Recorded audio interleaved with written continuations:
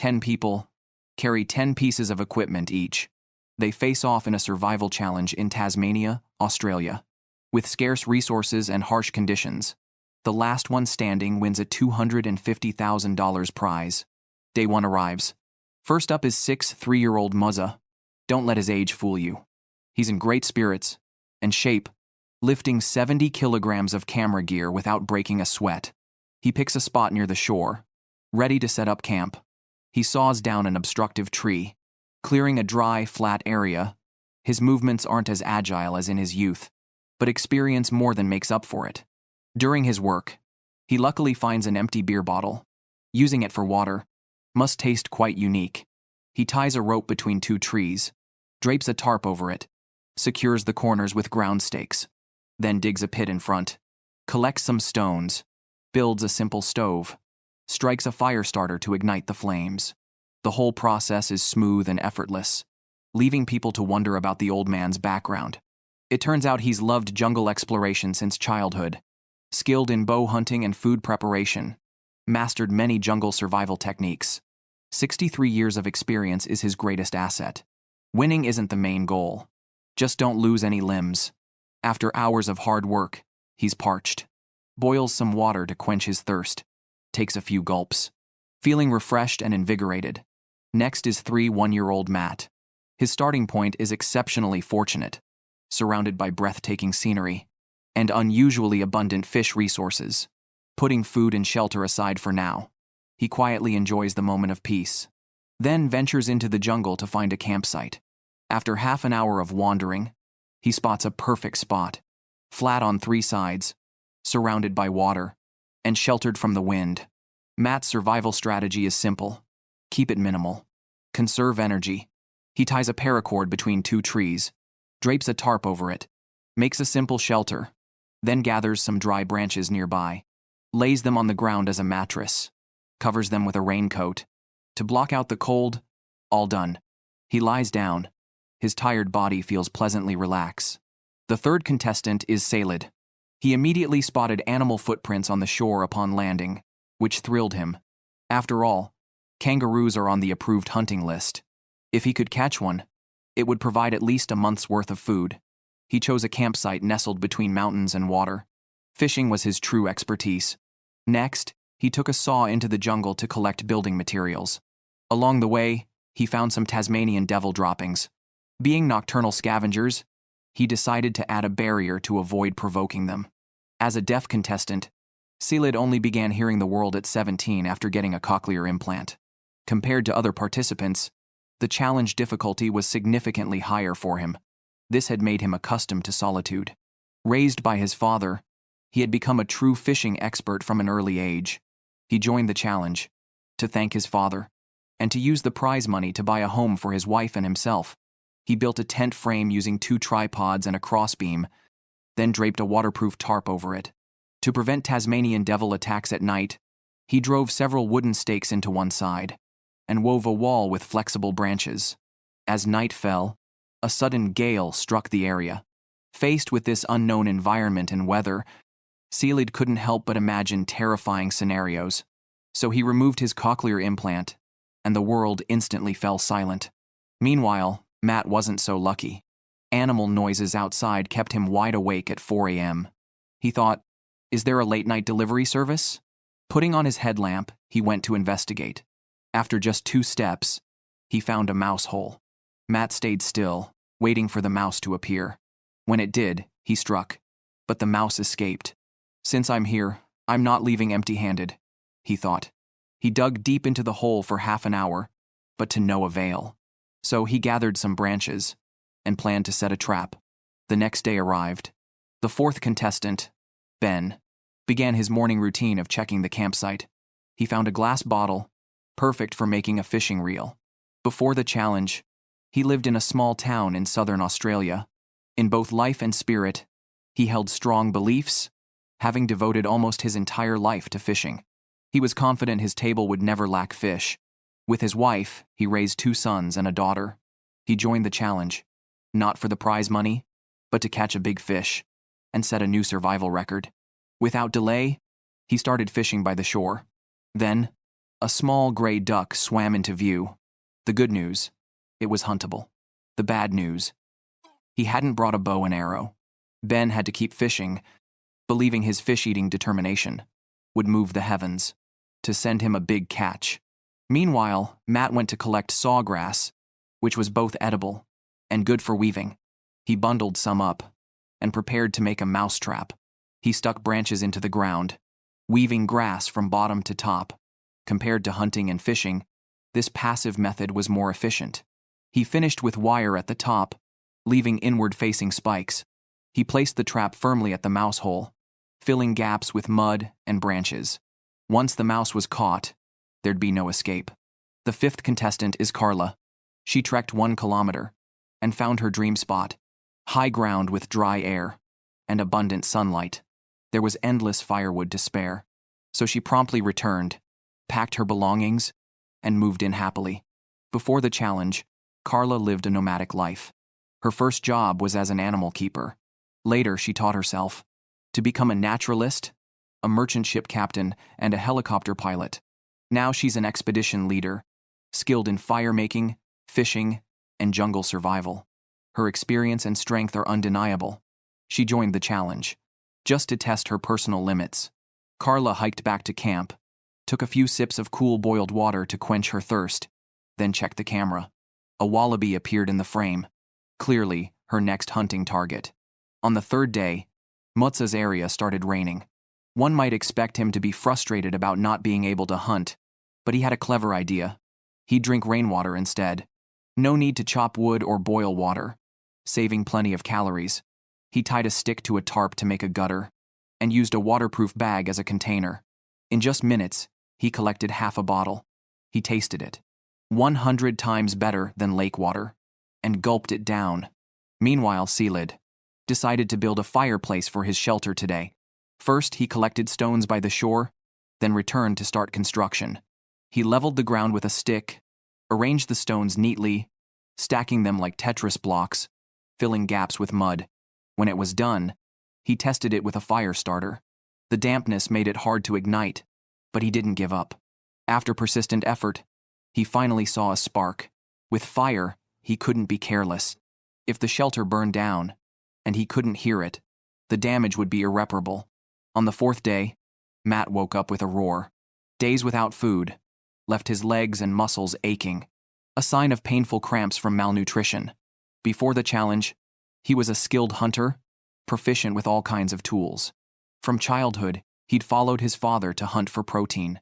His unique upbringing taught him both indigenous and non-indigenous cultures.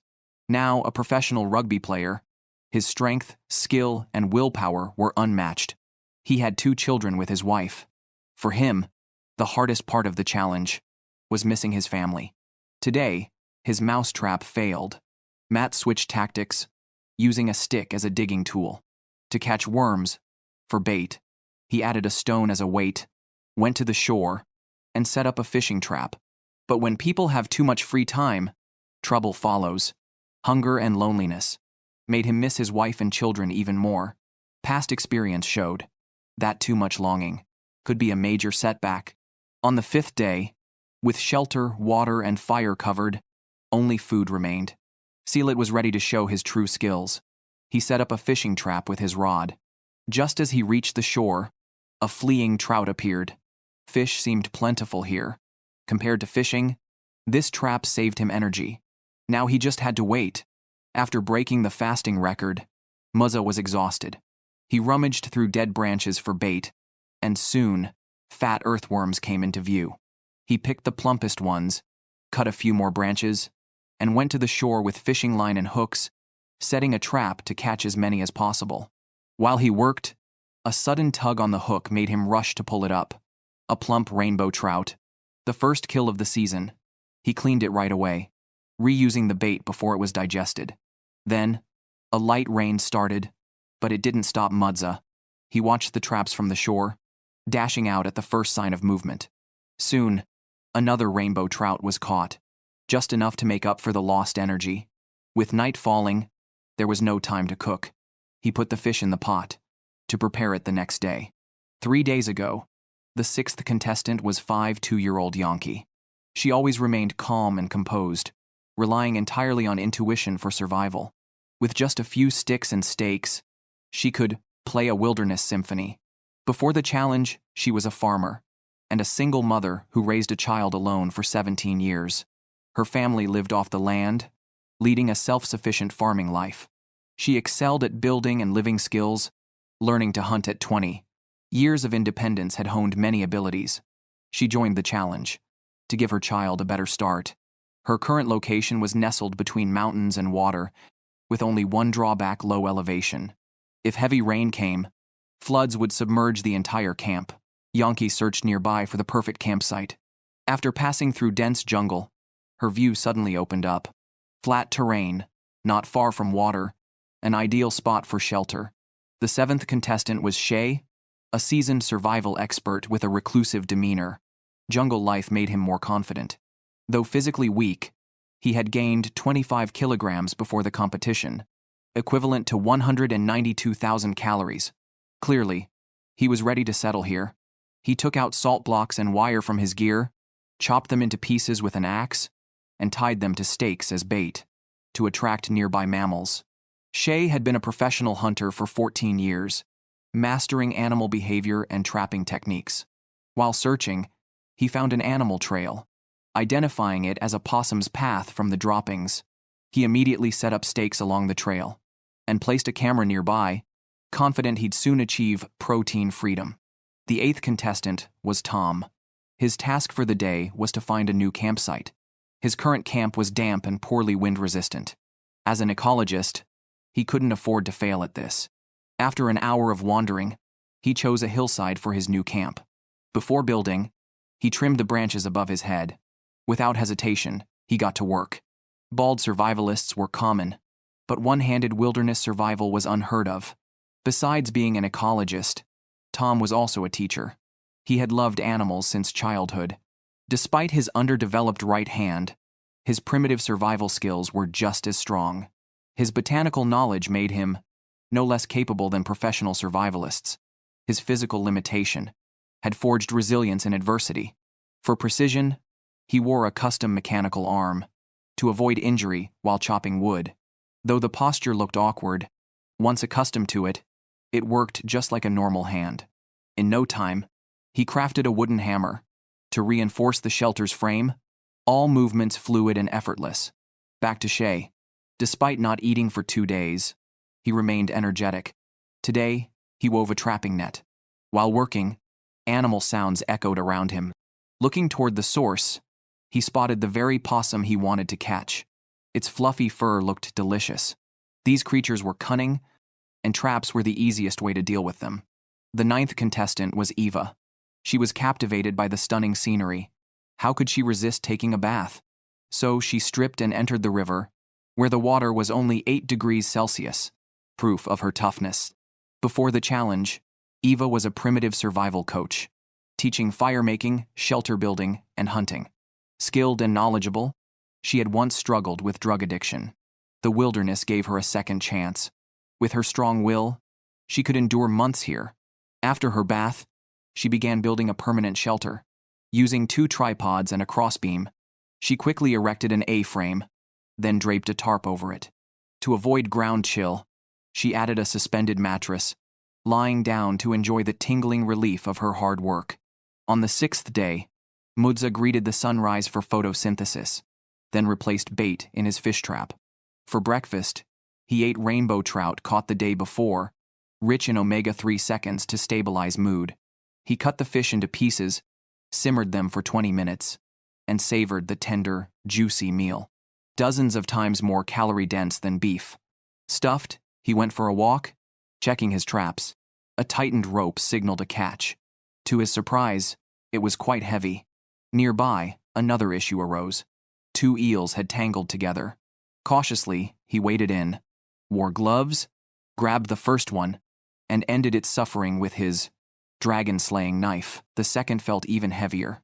Unable to contain his joy, he let out a satisfied grunt. While others starved, this felt like a vacation. The camera shifts to Shay. To achieve his 300-day plan, he prepares to design a possum trap. Using wooden planks, sticks, and a net. He arrives at the spot where he last saw a possum, only to be stunned. A wallaby is also foraging there. At the location where the wallaby appeared in the footage, he digs a shallow groove with an axe, drives in 2 ground stakes, adds a crossbeam, and connects it to the plank to create a trigger mechanism. The other end is tied to logs as counterweights. Once the wallaby is caught, it will be lifted into the air. In his hometown of New Zealand, Shay is a professional possum hunter. He dropped out of school at 16 to start this career, and after all these years, his skills have only improved. He has caught nearly 100,000 possums in total.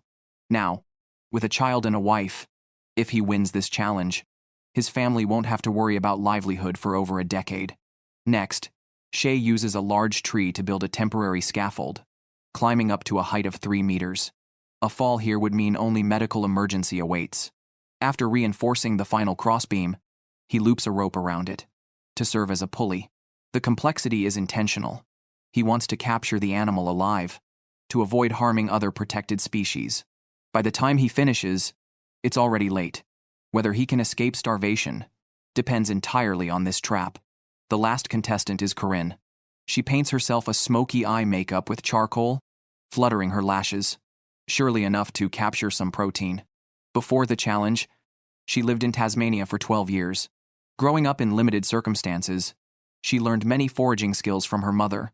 Later, this skill made her one of the world's top 2 pepperberry suppliers. Though she never received formal survival training, her strength lies in her unique problem-solving abilities. The center of her shelter is sinking, and rain will eventually collapse it. Her task today is to repair it. She cuts wooden sticks to the right height, inserts a support beam into the pit, and firmly braces it against the crossbeam. Now, she can walk upright inside without issue. Time moves to day 7. A light rain falls. In just a few days, Matt's mansion is complete, with a covered porch, a mattress, and a fireplace inside. All he needs is food, to switch to vacation mode. So far, he hasn't eaten any protein for 7 days. He sets up a gill net by the shore, along with worm traps and fishing lines, having tried 4 methods, yet caught nothing. He wonders, is it the fish, or his own lack of skill? 4 hours pass. He checks his traps. Another fruitless day. Returning to camp, a heavy rain pours outside. Loneliness, hunger, and cold close in, making him miss home. If this continues, he'll likely quit soon. On day 9, it's Shay's turn to check his trap. The desolate wilderness offers little excitement, but he arrives with high hopes, only to find the trap untouched. Puzzled, he thinks, what's wrong? Starving won't do. He searches near an old eucalyptus tree, brushes away the leaf litter, and finds an earthworm. With experience, more worms follow. Soon, he collects a pot full of natural protein. After sautéing with salt for 10 minutes, the aroma fills the air. Ugly as it looks, it tastes like beef chow mein. At this point, he'll eat anything to survive. The camera turns to Matt. His face is clouded with worry, the sound of rain adding to the melancholy. At night, he can't sleep, sitting by the shore, listening for trap activity. A faint song startles him, raising goosebumps. Then, a splash. He rushes forward, hauling in a plump eel. It's a lifeline for the starving Matt. On day 10, energized by last night's catch, Matt tries more fishing techniques.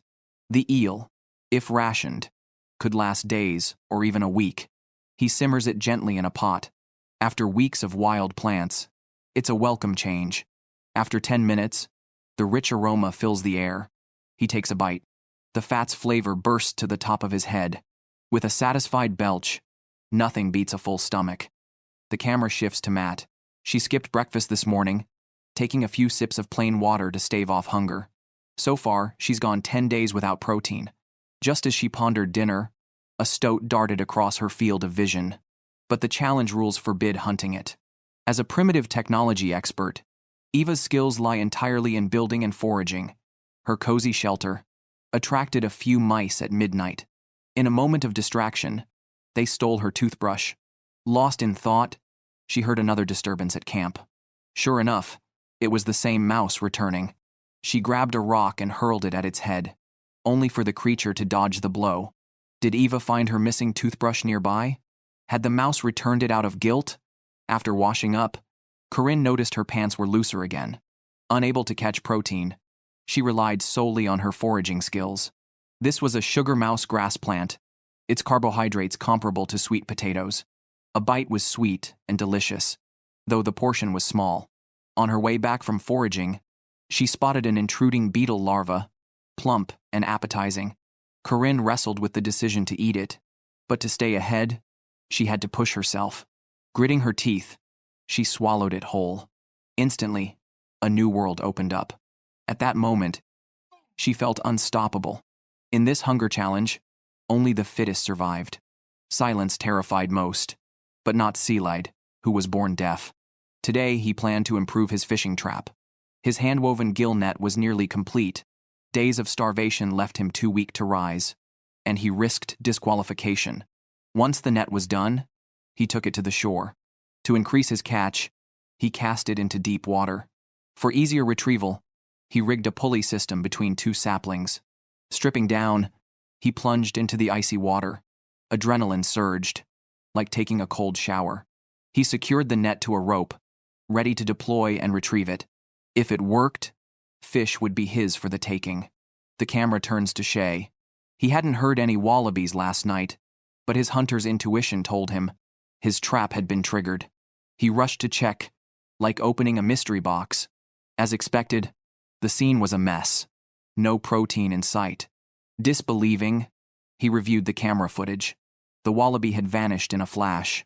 After all that effort, the trap had failed. He gave up on resetting it.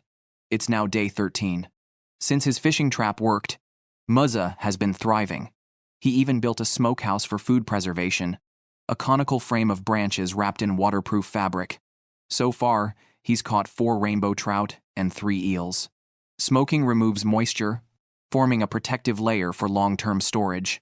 For breakfast, he boiled an eel, its fat and protein filling the pot. Every bite was pure bliss. At this rate, he might gain weight by the end of the challenge.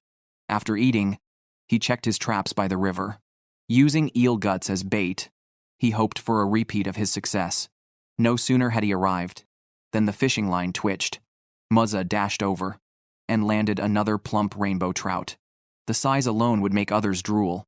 He cleaned the fish on the spot, unexpectedly finding fresh roe. A globally recognized delicacy, he popped it into his mouth. Bursting with flavor, absolutely divine. Day 14 arrives. For Carla, it's a significant day.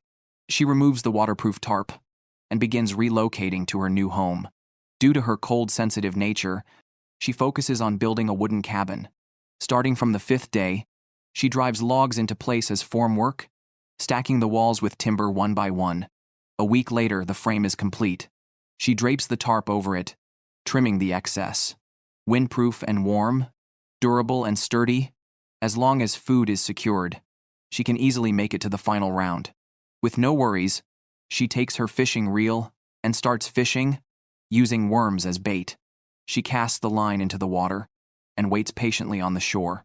After an unknown amount of time, ripples on the water catch Carla's attention. She quickly reels in a 70-centimeter long eel. Her joy is beyond words. The scene shifts to Seelide. He's starving, with no activity from his fish traps or gill nets. He comes up with another idea, removing plastic tape from his reel to make a fake lure. He tries lure fishing, tying hooks to the line with iron wire. Success! He can't wait to test it. But whether it's his casting technique or lack of skill, he can't even cast the hook properly, let alone fishing. Repeated failures, combined with hunger, make Seelide burst into tears. Day 15 arrives.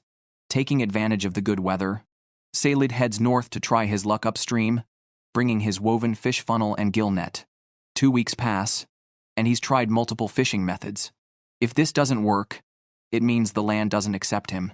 He treks less than a kilometer and spots a trout, bathing in the water. He slowly approaches with a stick, ready to strike, but misses by a mile. The abundant fish resources give Seelide hope. He collects a large number of stones nearby, stacking them to build a dam a common primitive technique in Australia. He leaves a narrow gap and inserts the funnel. Success! He waits on the shore, and soon a trout appears in his vision. He silently observes its movements, and as the fish falls into the funnel, Salid quickly rushes to retrieve it. He can hardly believe it. His nearly broken spirit sees hope again.